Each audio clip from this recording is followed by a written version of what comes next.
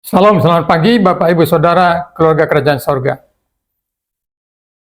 Pagi ini kita kembali merenungkan firman Tuhan dari kitab Bilangan, dan pagi ini dari kitab Bilangan pasal 17. Penolakan terhadap otoritas seorang pemimpin itu sering sekali terjadi dalam sebuah kepemimpinan, baik itu di kepemimpinan umum maupun di dalam kepemimpinan rohani, di gereja atau di perusahaan atau di organisasi masyarakat. Hal itu sering terjadi.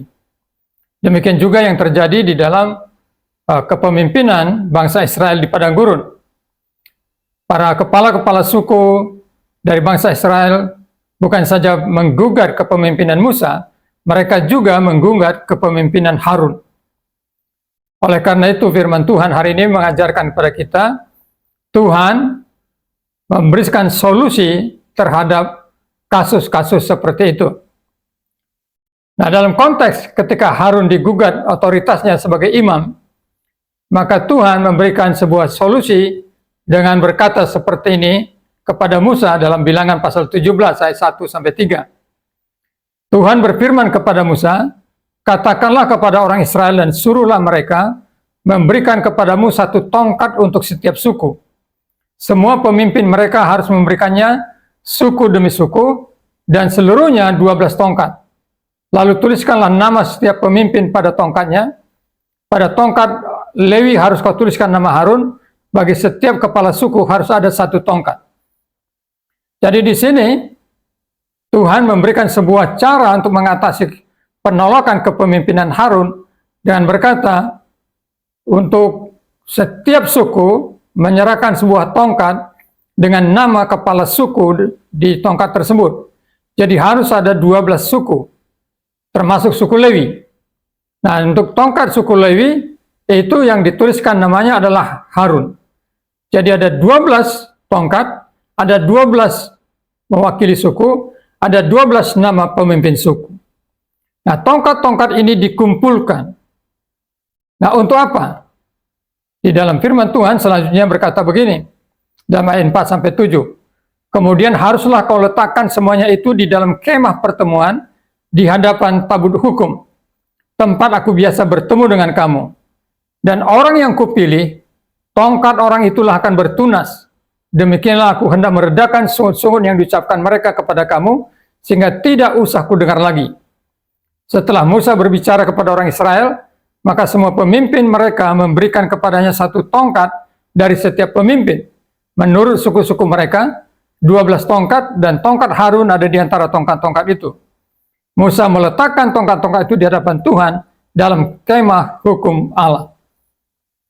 Jadi Tuhan berkata pada Musa, kumpulkan ke-12 tongkat itu, bawa ke dalam kemah pertemuan, kemah suci, dan di situ nanti aku akan menunjukkan siapa yang kupilih untuk menjadi pemimpin di antara ke-12 suku itu di dalam hal keimamatan. Nah, bagaimana cara Tuhan menunjukkan bahwa dia memilih Harun? Itu diungkapkan dalam ayat selanjutnya yang berbunyi seperti ini, yaitu ayat 8-10. Ketika Musa keesokan harinya masuk ke dalam kemah hukum itu, maka tampaklah tongkat Harun dari keturunan Lewi telah bertunas, mengeluarkan kuntum, mengembangkan bunga, dan berbuahkan buah badam. Kemudian Musa membawa semua tongkat itu keluar dari hadapan Tuhan kepada seluruh orang Israel. Mereka melihatnya lalu mengambil tongkatnya masing-masing. Tuhan berfirman kepada Musa, kembalikanlah tongkat Harun ke hadapan tabut hukum untuk disimpan menjadi tanda bagi orang-orang durhaka, sehingga engkau mengairi sungut-sungut mereka, dan tidak kudengar lagi supaya mereka jangan mati. Terjadi sebuah keajaiban, Bapak Ibu. 12 tongkat yang dikumpulkan di dalam kemah pertemuan, lalu ketika diambil esok harinya, 11 tongkat tetap seperti tongkat ketika dikumpulkan. Tapi satu tongkat, yaitu tongkat dari suku Lewi, yang tertulis nama kepala sukunya Harun, itu terjadi keajaiban, di mana tongkat yang sudah tidak berakar, tongkat yang kering, dikatakan berbunga, mengeluarkan kuntum, mengembangkan bunga, dan berbuahkan buah badam. Di sini Tuhan secara unik menegaskan kepada 11 suku bahwa Dia telah memilih Harun dan suku Lewi sebagai pemimpin dalam hal kerohanian kepada ke-11 suku.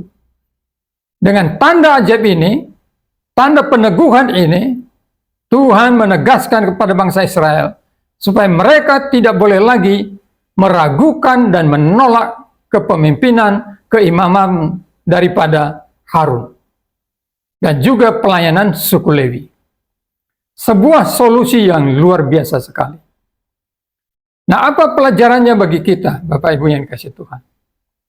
Pelajaran yang pertama adalah dalam hal kepemimpinan.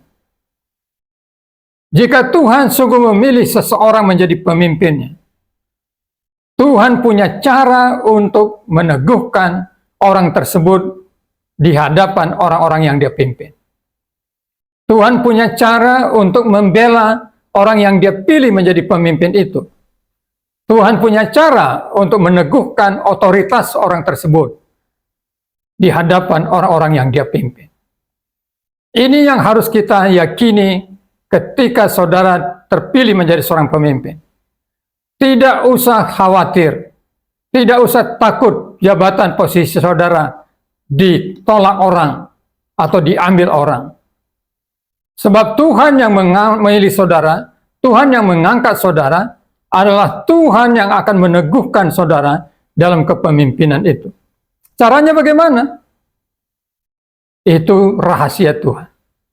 Dalam kasus Harun, Tuhan melakukan cara yang ajaib, yaitu di mana tongkatnya menghasilkan kuntum, mengembangkan bunga dan berbuahkan buah badam. Berbeda dengan 11 tongkat yang lain, yang tetap kering, tidak berbunga, tidak menghasilkan buah apa-apa. Tuhan punya cara sendiri. Jadi tidak usah khawatir. Andalkan selalu Tuhan, percayai panggilan Tuhan, percayai pilihan Tuhan, laksanakan tugas kepemimpinan. Soal kewibawaan saudara, otoritas saudara, itu ada di dalam tangan Tuhan. Yang penting kita sebagai pemimpin, menjaga integritas diri kita, menjaga kehidupan, kekudusan kita, selebihnya itu milik Tuhan. Tapi pelajaran yang kedua, kalau kita adalah orang yang sedang dipimpin, jangan pernah menggugat kepemimpinan orang yang sedang menjadi pemimpin saudara. Mungkin kapasitas saudara lebih baik dari orang tersebut. Mungkin kelebihan saudara lebih banyak daripada orang tersebut. Tapi terimalah bahwa orang itu bisa ada di posisi sebagai pemimpin itu karena Tuhan mengizinkannya. Jadi biarkanlah Tuhan berotoritas dalam hidup saudara dengan cara menundukkan diri kepada kepemimpinan yang saat ini Tuhan tempatkan menjadi pemimpin saudara. Puji Tuhan. Tuhan adalah sumber segala solusi untuk setiap persoalan dan pergumulan. Pelajaran yang ketiga adalah apapun masalah yang saudara hadapi, datanglah kepada Tuhan Yesus. Dia punya banyak cara untuk memberikan solusi, jalan keluar dan pertolongan untuk persoalan saudara. Sehingga masalah-masalah saudara bisa diselesaikan. Baik itu masalah dengan pasangan hidup saudara, masalah di kantor, masalah di masyarakat. Tuhan Yesus berdaulat menolong saudara. Tuhan memberkati, mari kita berdoa. Bapa di surga, kami bersyukur kepadamu bahwa Engkau adalah Tuhan sumber daripada segala solusi dari persoalan-persoalan yang terjadi. Kami sangat kagum akan cara Tuhan meneguhkan otoritas Harun di hadapan para ke-11 suku yang lain. Oleh karena itu kami percaya Engkau juga masih berkuasa dan punya cara untuk meneguhkan kehidupan kami, menolong dalam persoalan-persoalan kami, baik itu di dalam kepemimpinan maupun di dalam kehidupan sebagai orang yang dipimpin, terlebih dalam persoalan-persoalan yang terjadi dalam kehidupan kami. Dalam nama-Mu yang kudus kami berdoa, Tuhan Yesus. Amin.